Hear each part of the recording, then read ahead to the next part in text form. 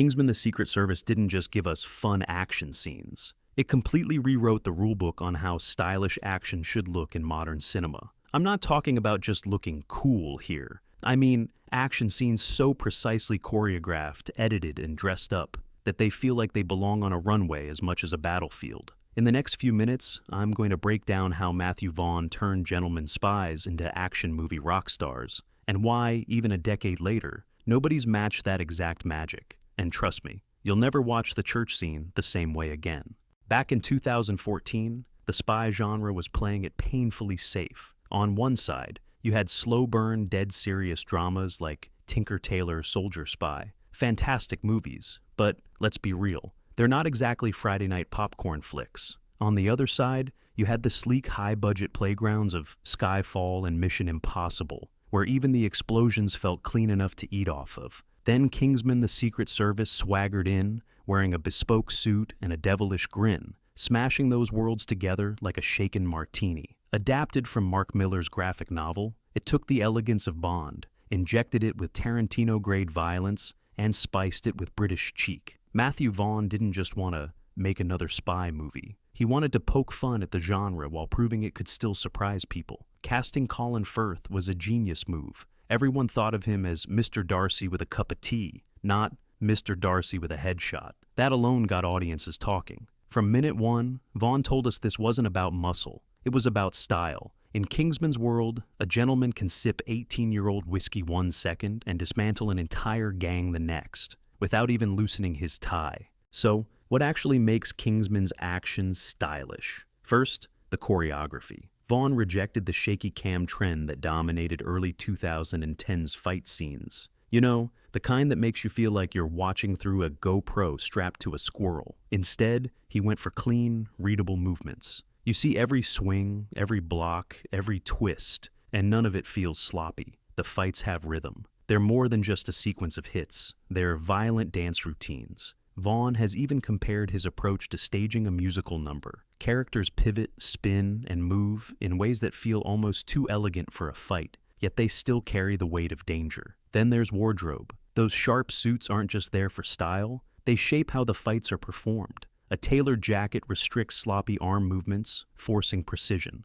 Polished dress shoes, they make every slide across the floor look purposeful. You can feel the discipline in each motion. And of course, the gadgets. The umbrella gets all the attention. Part weapon, part shield, part James Bond fever dream. But the Kingsman arsenal is loaded with personality. Lighter grenades, electrified rings, blade-lined shoes. Unlike in gritty spy films like Bourne, where improvised weapons are king, here the tools are fully integrated into the choreography. Even the way violence is delivered matters. Bourne fights like a survivor, dirty, efficient. Bond fights like a man on a mission. But a Kingsman? He fights like a showman. Every move looks rehearsed without feeling fake. It's also about contrast. We're not used to seeing refined manners and brutal combat coexist in the same moment. Watching Harry politely apologize to someone before knocking them out, Cold creates this almost comic book sense of irony. The violence doesn't feel random. It feels crafted. Here's the kicker. Vaughn's style also builds anticipation. He doesn't show all the tricks at once. You might see a gadget early in the film without context,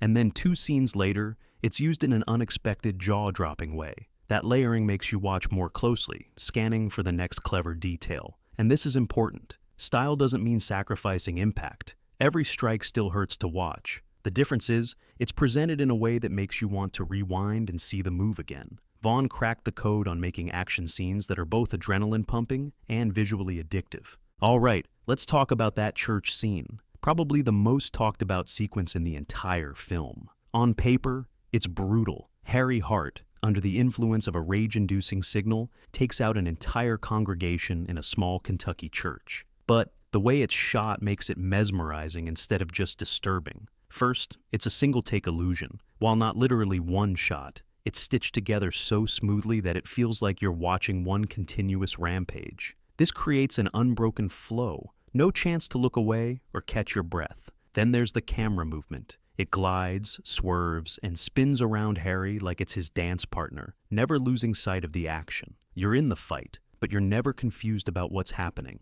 a rare skill in modern action filmmaking. And let's not forget the sound design. Every hit, stab, and gunshot has a crisp, punchy impact. Layer that over Lynyrd Skynyrd's Free Bird, and you've got this twisted contrast between upbeat southern rock and horrifying carnage. The scene is also a masterclass in character subversion. Up until now, Harry's been the calm, polite mentor. Watching him unleash this level of violence, without hesitation, shocks the audience and keeps them glued to the screen. It's chaos, yes, but it's controlled chaos, meticulously choreographed and edited so that every beat lands exactly where it should. One of Vaughn's biggest weapons isn't a gadget, it's his editing. His signature move, speed ramping. He slows the action just as a blow lands, letting you savor it, then snaps back to full speed to keep the momentum rolling. It's like the action equivalent of a mic drop. He also uses impact frames, borrowed from anime and martial arts cinema, single-frame flashes of white or blur that make every punch feel heavier. You might not consciously notice them,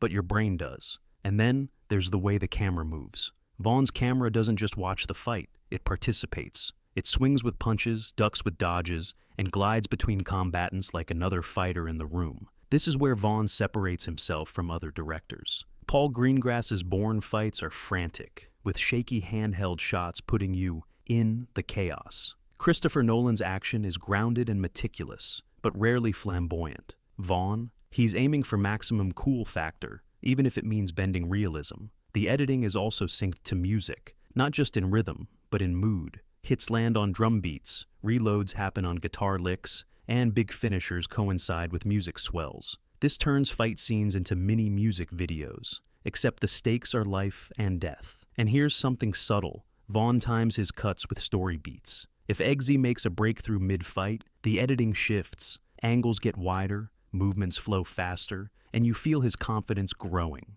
The pace itself becomes a storytelling tool, mirroring the character's emotions. Vaughn also likes to slip in quick POV shots, giving you the fighter's perspective for a split second before snapping back out. It's disorienting in the best way, like you're momentarily inside the chaos. Vaughn has said his goal is to make action scenes too fun to skip, and he succeeds. These aren't just bridges between plot points, they are the main event. When you mix choreography, camera motion, and editing this way, you don't just watch a fight, you experience it, and you want to hit replay the second it's over.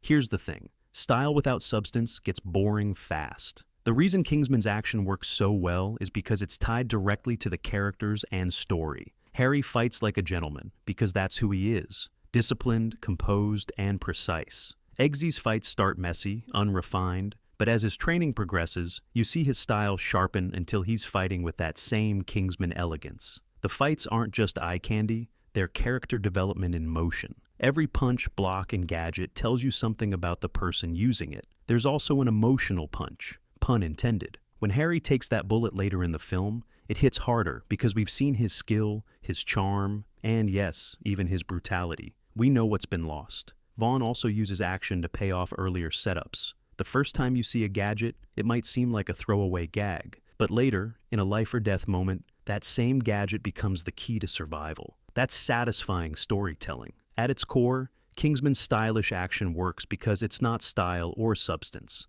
It's style as substance. And that's a rare thing in modern action cinema. So, there you have it. Kingsman: The Secret Service isn't just another action movie. It's a blueprint for how to make fight scenes that are as beautiful as they are brutal. Vaughn took the best parts of spy cinema, cranked the style to 11, and made something unforgettable. And that's got me thinking. There are other films out there that deserve this kind of breakdown too. Which ones should I tackle next? Drop your picks in the comments. I'm always looking for great suggestions. If you enjoyed this breakdown, hit that like button. And don't forget to subscribe so you don't miss what's coming next.